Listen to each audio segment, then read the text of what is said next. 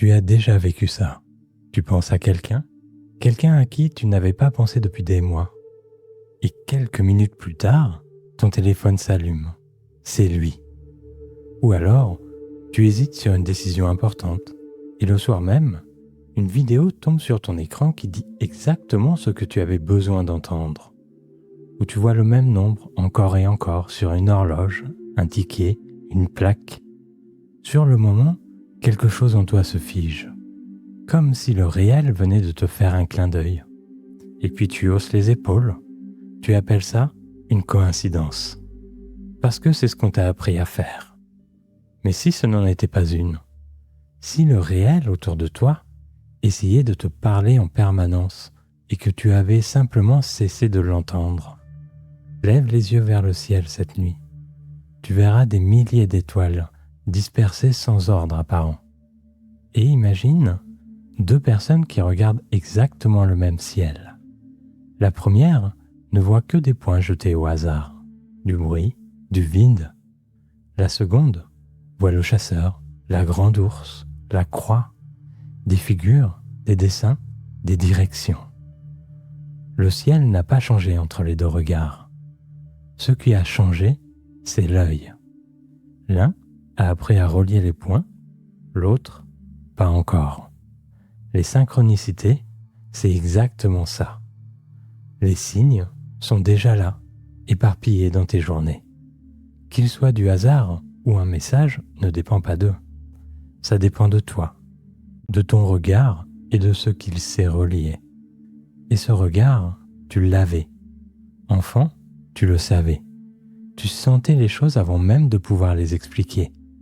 Tu savais parfois qui allait appeler.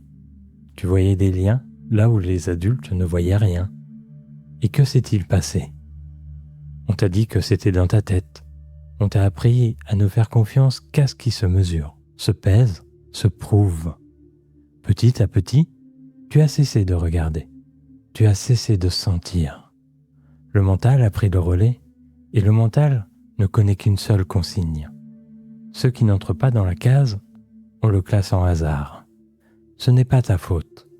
Tu as simplement été coupé de cette part de toi qui, elle, n'a jamais cessé de savoir. Carl Jung, le psychiatre suisse, a donné un nom à ce phénomène, la synchronicité. Deux événements reliés par le sens, mais pas par une cause visible. Il refusait d'y voir un simple hasard. Et il n'était pas le seul. Parmi les esprits les plus rigoureux de l'histoire, beaucoup ont pressenti derrière le visible un ordre caché, une intelligence discrète qui relie les choses. On n'en parle pas beaucoup, parce que le jour où tu commences à voir cet ordre, tu deviens beaucoup plus difficile à endormir. Alors, comment ça marche concrètement ? Le mental ne voit pas tout, il trie. À chaque seconde, ton cerveau écarte des millions d'informations pour n'en garder qu'une poignée, celle qu'il juge importante. Et ce que tu décides de remarquer devient peu à peu ta réalité. C'est pour ça que dès que tu t'intéresses à un nombre, tu le vois soudain partout.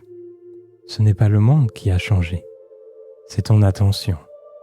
Mais il y a plus. Tu n'es pas un simple spectateur du réel. En permanence, par ton état intérieur, par ce que tu ressens, ce que tu crois, ce que tu vibres en profondeur, tu émets un signal. Et ce signal agit comme un aimant. Vibre la peur, la fermeture, le doute, et tu attires des situations qui les confirment. Vibre la clarté, l'ouverture, la confiance, et les ponts commencent à apparaître. Les bonnes personnes, les bonnes occasions, les bons signes. Pendant ce temps, sous la surface, quelque chose travaille pour toi en silence. Au-delà du mental, ton être intérieur capte, relie, organise. Il fait apparaître ce qu'il faut au moment où il le faut. C'est ce travail invisible qui donne à certaines coïncidences ce caractère presque troublant. Comme si tout s'était aligné dans ton dos pour que tu sois exactement là au bon instant. Et c'est là qu'on touche le point zéro, l'endroit en toi d'où part le signal. Tant que tu cherches les signes avec le mental, en les traquant, en les vérifiant, en exigeant des preuves, tu refermes le canal. Le mental veut comprendre avant de faire confiance. L'être, lui, fait confiance et comprend après. La différence est immense. Maintenant, apprenons à lire les signes. Les signes prennent presque toujours 3 formes. La première, ce sont les nombres et les séquences qui se répètent.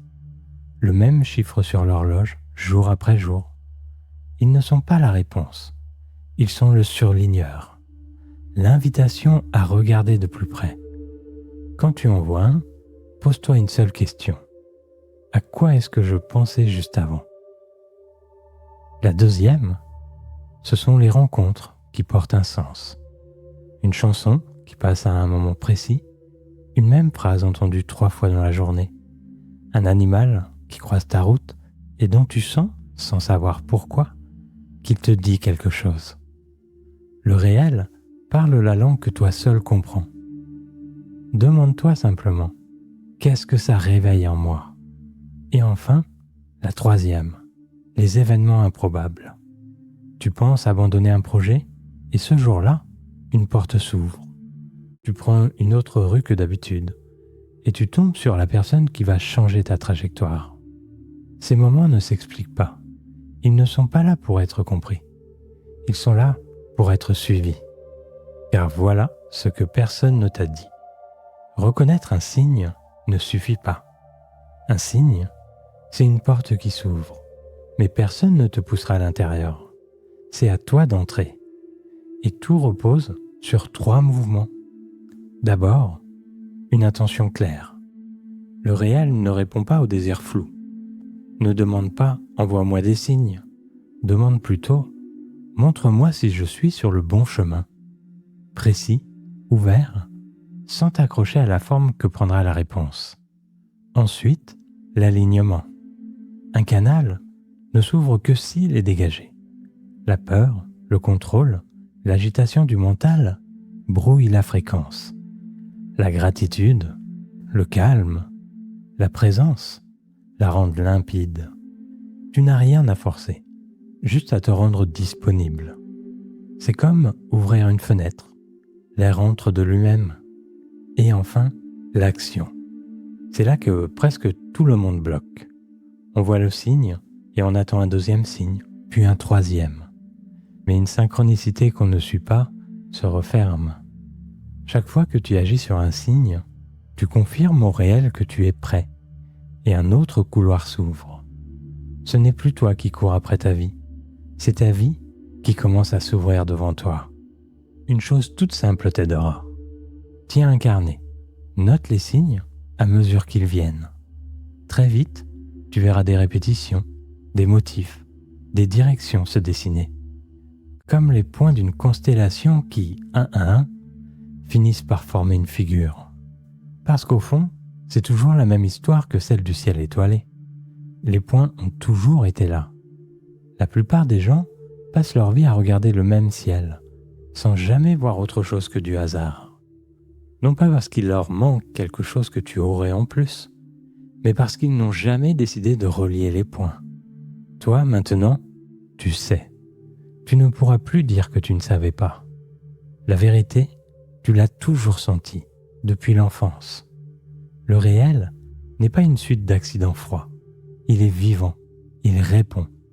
Et s'il te parle, c'est qu'il attend quelque chose de toi. Alors cette nuit, lève les yeux. Le ciel est plein de figures. Il l'a toujours été. Il ne te reste qu'à relier les points et à avancer vers ce qu'il dessine.